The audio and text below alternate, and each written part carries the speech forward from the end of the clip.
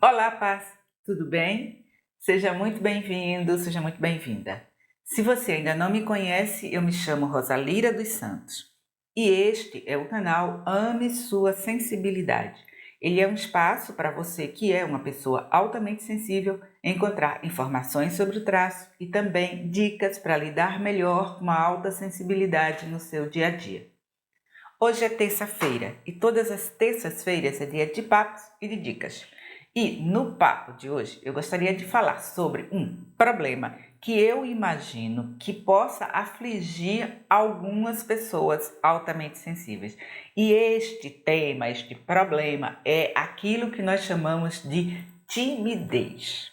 E por que eu acredito que isso pode atingir muitas pessoas altamente sensíveis? Porque o fato de ser altamente sensível pode, bem grande, pode nos levar a comportamentos que são vistos como timidez. Bom, mas o que é isto que nós chamamos de timidez? Para começar a nossa conversa, nós podemos definir a timidez como um sentimento de extrema insegurança e estranheza perante as outras pessoas. E isto, veja bem, é algo que acontece com todo mundo uma ou outra vez na vida. A tal da timidez só se torna um problema quando ela interfere constantemente no nosso funcionamento cotidiano, quando ela impede que a gente faça coisas que a gente realmente precisa fazer. Porém, acontece que no mundo extrovertido, em que parece que todo mundo está disputando a atenção das outras pessoas, por exemplo, nas redes sociais, ser considerado tímido pode ser um pecado enorme. E, mais ainda, quando você é uma pessoa altamente sensível, ainda vai ter que lidar com o julgamento das outras pessoas de que você é tímido, esquisito e por aí vai. Mas será que a coisa é assim mesmo? Vamos dar uma olhadinha com calma? A primeira coisa que eu quero deixar claro é que aquilo que nós chamamos de timidez é uma forma específica de ansiedade. É uma ansiedade que é disparada pelo olhar do outro e pelo medo do julgamento que ele faça a nosso respeito. E sim, a timidez pode ser mais intensa quando você é uma pessoa altamente sensível ou uma pessoa introvertida ou tem ambos os traços, como é, por exemplo, o meu caso. Isto quer dizer que a alta sensibilidade e a timidez necessariamente andam juntos. Que uma pessoa altamente sensível vai realmente também ser tímida ou vir a desenvolver uma timidez ao longo da sua vida? Segundo a doutora Leni Aron, a resposta é definitivamente não. E ela explica isto dizendo que como nós pais tendemos a ser cautelosos e tendemos a esperar e observar antes de entrarmos numa situação nova, as pessoas veem este nosso recuo diante de uma situação social e rotulam isto como sendo timidez. E eu me identifico muito com essa explicação da doutora Aron, porque foi isso que eu vivi a minha vida inteira. Eu fui aquele tipo de criança que se recusa a conhecer pessoas novas. E ainda hoje eu sou a pessoa que espera que outros falem antes de dar a minha opinião em um grupo, por exemplo. Então, só para resumir o que diz a doutora Aron. Observar antes de atuar numa situação social não é timidez. Ficar hiperexcitado ou hiperexcitada com muitos estímulos simultâneos, como por exemplo numa festa com muita gente, não é timidez. Preocupar-se com o julgamento alheio não é timidez. Mas bem grande, tudo isso pode levar à timidez. Isto porque, lembra que nós definimos a timidez como o medo do julgamento social? O fato de sermos altamente sensíveis e de termos um alto grau de empatia faz com que nós estejamos muito conscientes do humor das outras pessoas e captemos muito do julgamento delas a nosso respeito. Nós também estamos muito conscientes dos nossos próprios pensamentos em resposta às atitudes das outras pessoas. E, sim, esta capacidade pode nos levar a termos medo do julgamento das outras pessoas a nosso respeito. Mas o que eu quero chamar a sua atenção é que este medo é aprendido. Diferentemente do traço da alta sensibilidade, que é algo com o qual você nasceu, este medo do julgamento, que nós estamos chamando de timidez, é algo aprendido. E como é que ele é aprendido? Geralmente a partir de experiências anteriores. Você ou eu tivemos uma experiência social na qual sentimos que atuamos mal e na qual fomos julgados negativamente. Isto diminui a minha ou a sua autoconfiança. Então, da próxima vez que nós estivermos numa situação semelhante, nós já entraremos nessa situação com um alto nível de ansiedade. Daí uma grande possibilidade de que a gente atue mal. E então cria-se um círculo vicioso que se auto-reforça. E nos dizermos tímidos só contribui para aumentar a nossa ansiedade nestas situações sociais. E como eu disse antes, muitas pessoas altamente sensíveis são também introvertidas como eu. E o que significa introversão nessa conversa? Significa apenas que a sua orientação social predominante é para pequenos grupos ou para passar mais tempo sozinho ou sozinha com seus pensamentos, com seu mundo interior. Você é voltado para o seu mundo interior. Com isto, a interação social e o excesso de interação social tende a lhe deixar muito desgastado ou desgastada, consome muito da sua energia. Se você é uma pessoa altamente sensível, também outros estímulos do ambiente, além da interação social, tendem a consumir muito da sua energia e tendem a lhe deixar desgastado ou desgastada. Deixa eu dar um exemplo para deixar tudo isso mais claro. Imagine uma festa grande num lugar barulhento. A pessoa tímida pode muito bem pegar um drink, se encostar na janela e ficar pensando: puxa, eu gostaria de dançar, mas eu não tenho coragem de chegar e convidar alguém para dançar. A pessoa introvertida pode nem ter ido à festa, ela pode ter preferido ficar em casa no sofá maratonando a Netflix.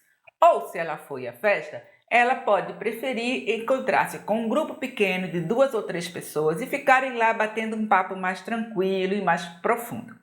A pessoa altamente sensível tanto pode ser tímida quanto ser introvertida, como também pode circular pela festa, falar com muita gente e se divertir. Porém, ela tem um prazo de validade na festa, ou seja, ela tem um tempo durante o qual ela pode lidar com todos os estímulos que estão ali. Passado este tempo, ela vai se sentir cansada, esgotada e terá o desejo de voltar para casa para se recompor. Ficou claro como esses 3 tipos se diferenciam e ao mesmo tempo se relacionam? Porém, mais importante do que aprender a diferenciar se você é uma pessoa altamente sensível, se você é uma pessoa introvertida ou se você é uma pessoa tímida, é entender que nada disso significa que você ou eu não possamos nos sair bem em situações sociais. E para ajudar, eu trouxe aqui 4 sugestões, algumas delas da própria doutora Elaine Aron, para nos ajudar a lidar com os desafios da interação social. Ok? Vamos lá? E a primeira sugestão da própria doutora Aron é que você se planeje para atuar da melhor maneira possível. Lembra que eu falei que grande parte da timidez é o resultado da ansiedade gerada pelo nosso medo de atuar mal? Devido a esse medo, boa parte do pensamento da pessoa tímida se concentra em evitar fazer ou falar alguma coisa errada. ou em avaliar se ela está fazendo ou falando algo errado. A outra pessoa está conversando com você e ao invés de realmente se envolver na conversa, você está pensando, será que eu estou falando muito alto ou muito baixo? Será que a minha cara está esquisita? Então, para ajudar a reduzir esse nível de ansiedade, uma boa forma pode ser você se preparar com antecedência. Digamos que, por exemplo, você tem medo de não saber sobre o que conversar. Você pode pensar, você pode se perguntar que tipo de coisa você acha que poderia gerar uma boa conversa. Talvez falar sobre as coisas que estão acontecendo no momento, algo do tipo: o que você achou da atuação do Brasil nas Olimpíadas? Ou talvez pensar em algo sobre você que você não teria problema em compartilhar com outra pessoa, algo do tipo: a minha sobrinha acaba de fazer aniversário. Ou outra coisa assim. Ou você pode pensar em pontos que você tem em comum com as pessoas que vão estar naquele ambiente. Pode ser gostar de caminhadas, pode ser praticar determinados esportes, pode ser gostar de música, pode ser pertencer ao mesmo grupo religioso e por aí vai. Mas atenção, atenção! Eu estou sugerindo que você pense em tópicos que podem render uma conversa interessante. Eu não estou sugerindo que você faça uma lista daquilo que você deve falar quando conhecer uma pessoa nova. Isto por quê? Porque isto terá exatamente o efeito contrário, de lhe deixar ainda mais ansioso ou ansiosa, tentando se lembrar da sua lista. Cuidado! Por favor, tenha muita calma nesta hora. O segundo conselho da doutora Erin é que você se interesse pelos outros, se volte para os outros.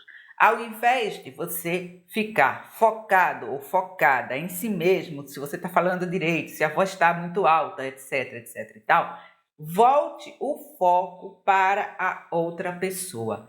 Todo mundo costuma ter uma história para contar. E todos nós gostamos de ser ouvidos. E, infelizmente, no mundo atual, uma das coisas mais difíceis é encontrar um bom ouvinte.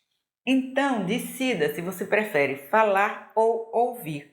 Se este for o caso, você pode fazer perguntas específicas para a pessoa e, a partir daí, ouvir com atenção o que ela tem a dizer. Se mesmo fazer perguntas lhe deixe ansioso ou ansiosa, você pode tentar perguntas mais genéricas, do tipo: mas o que você gosta de fazer no fim de semana?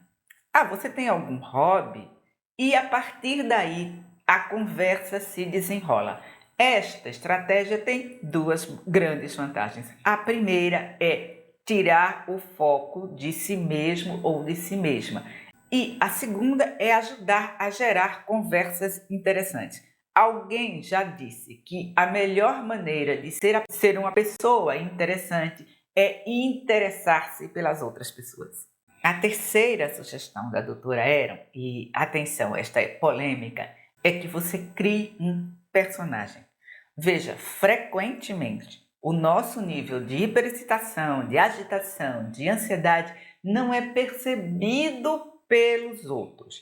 E, para falar a verdade, a maioria das situações sociais nas quais a gente se desenvolve a partir de um papel.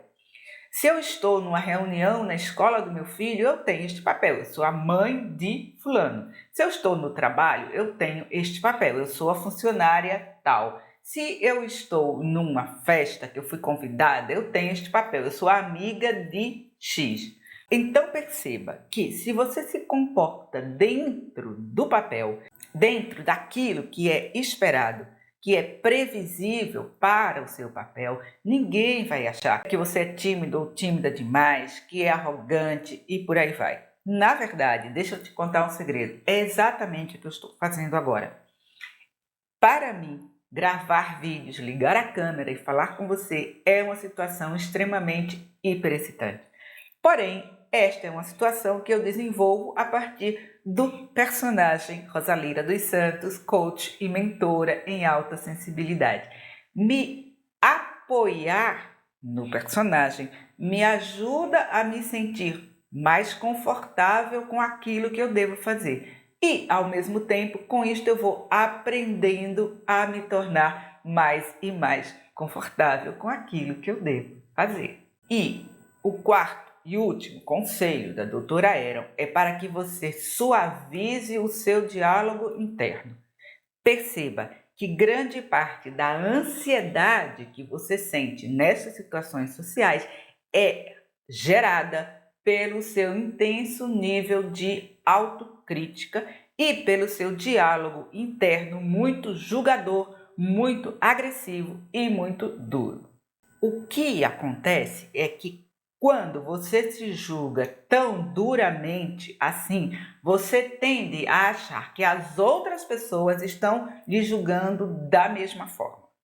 E, ao mesmo tempo, quando você analisa algo que você fez com este nível de crítica e de rigidez, você aumenta cada vez mais o seu nível de ansiedade. Portanto, é preciso aprender a regular esse seu diálogo interno e a diminuir a força dessa voz autocrítica. Eu já tenho aqui no canal alguns vídeos onde eu trato do nosso crítico interior. Eu vou deixar na descrição deste vídeo e eu sugiro que você realmente assista e tente colocar as minhas sugestões em prática.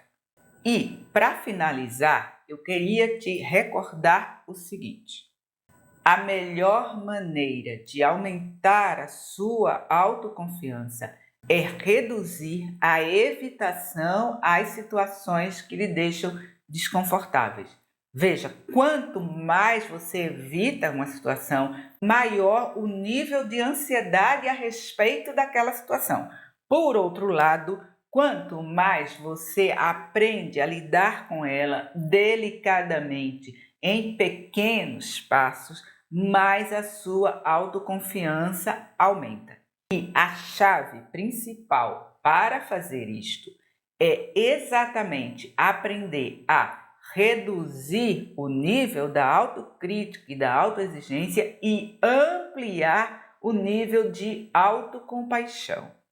Todo mundo comete erros, todo mundo comete gafes sociais em um ou outro momento da vida. Isto é da nossa experiência humana vivendo em sociedade. Portanto, é algo que vai acontecer comigo, com você e com a proverbial torcida do Flamengo. Tudo que nós podemos fazer é avançar delicadamente, em pequenos passos, aprendendo a perdoar os nossos equívocos, que é exatamente o que eu estou fazendo neste momento. Então, para você que se sente hiperexcitado ou hiperexcitada em N situações, eu só queria te dizer uma coisa: tamo juntos. Bem, paz, este foi o Papos e Dicas dessa terça-feira. Como sempre, eu espero que o conteúdo tenha sido útil. Como sempre, também eu lhe peço, por favor, se você gostou, clica aí no botão de gostei, clica no outro botão para assinar o canal, aciona o sininho para saber quando vai haver um vídeo novo. E, como sempre, também, se conhece uma outra pessoa altamente sensível que sofre com o rótulo de tímido ou de tímida, por favor, compartilhe este vídeo e me ajude a difundir informação e informação de boa qualidade, claro, sobre a autossensibilidade aqui no Brasil. Ah, e eu vou deixar o link para o vídeo sobre autocompaixão, que eu considero fundamental para todos nós altamente sensíveis ou não. Agora sim, muito obrigada por ter me assistido. Beijos e bênçãos e até o nosso próximo encontro. Tchau!